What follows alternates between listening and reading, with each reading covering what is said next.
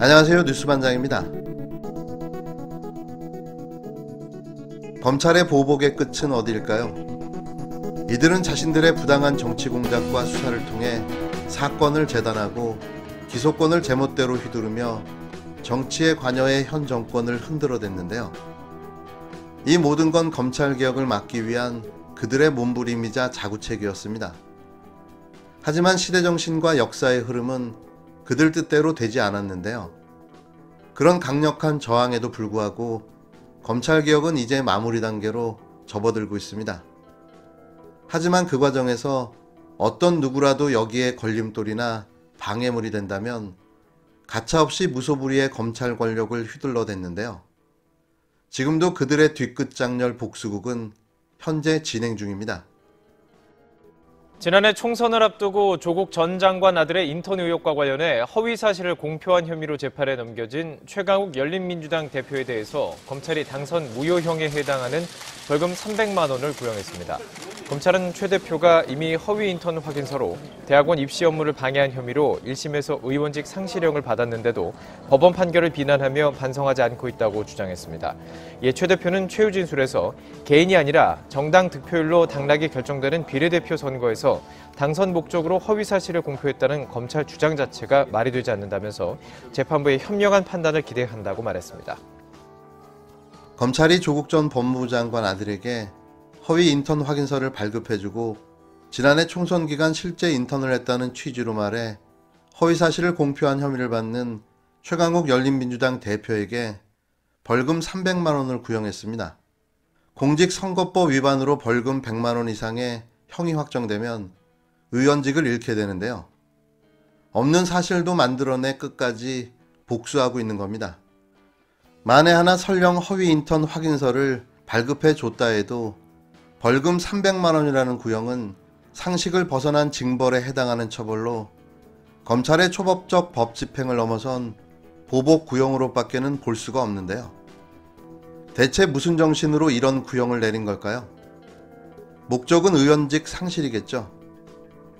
서울중앙법원 형사합의 21-2부 김상현, 장용범, 마성영 부장판사는 4.15 공직선거법 위반 혐의로 기소된 최 대표의 결심 공판 기일을 진행했습니다.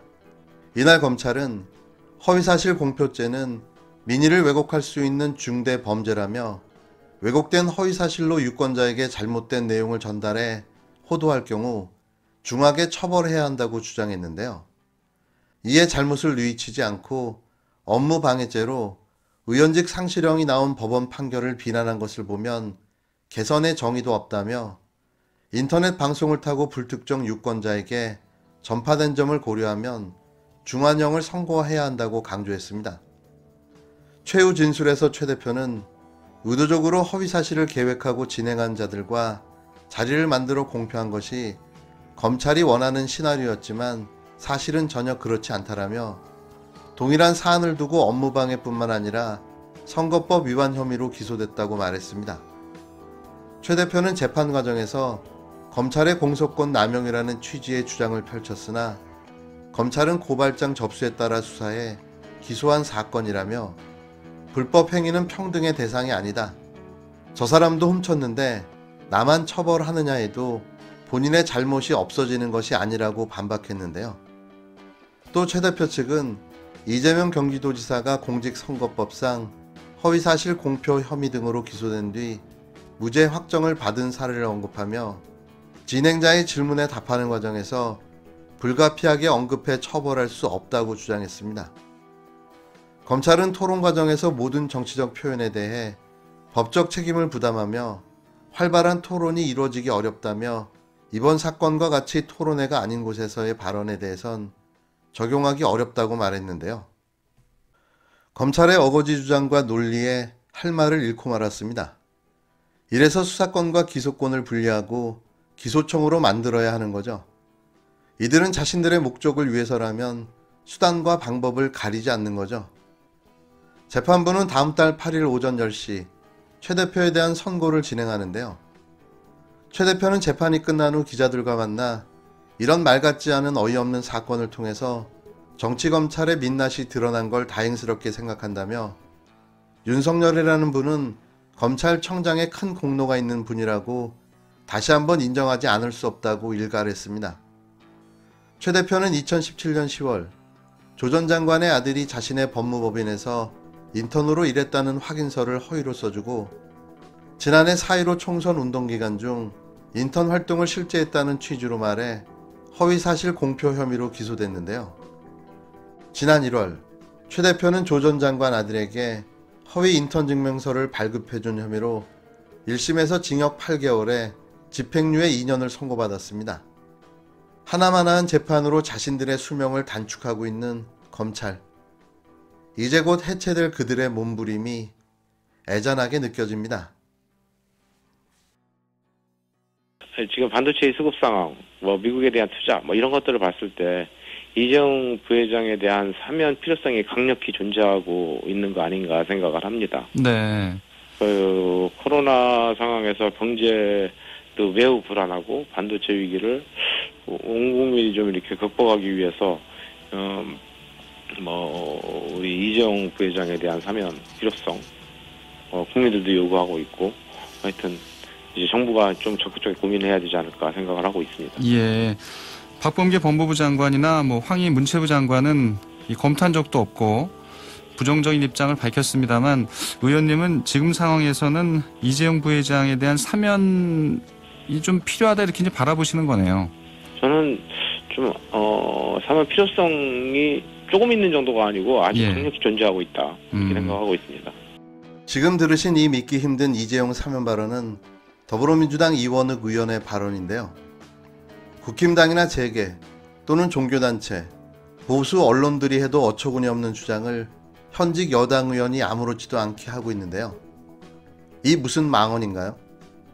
들어간 지 몇 년이 됐습니까? 이게 법 앞에 만인이 평등하다는 법치주의 국가 대한민국에서 할 수 있는 말인가요? 이재용이 없으면 한국 경제가 망합니까? 이러니 욕을 먹는 겁니다. 여권에서 처음으로 이재용 삼성 부회장을 사면하라는 주장이 나왔습니다. 청와대와 정부는 사면론에 선을 긋고 있지만 대권 주자인 정세균 전 총리 핵심 측근이 작심하고 사면론을 펼쳐 여권 내부에서 논란이 될 전망인데요. 특히 대선을 앞두고 경제와 코로나19 백신 민심을 살펴야 하는 대선 캠프에서 사면론이 우후죽순처럼 불거질 것으로 보여집니다. 벽두 새벽부터 이명박근혜 사면론을 주장하다 폭망한 이낙연 의원이 연상되는 대목인데요. 왜 한결같이 말도 안 되는 협치와 화합을 목 놓아 외치며 관용과 상생을 이야기하는 거죠? 처절한 응징과 무관용으로 두 번 다시 이런 일이 반복되지 않도록 끝장을 봐야 하는 거 아닙니까? 전두환을 기억하십시오. 반성 없는 사면이 어떤 결과로 되돌아왔는지 말이죠.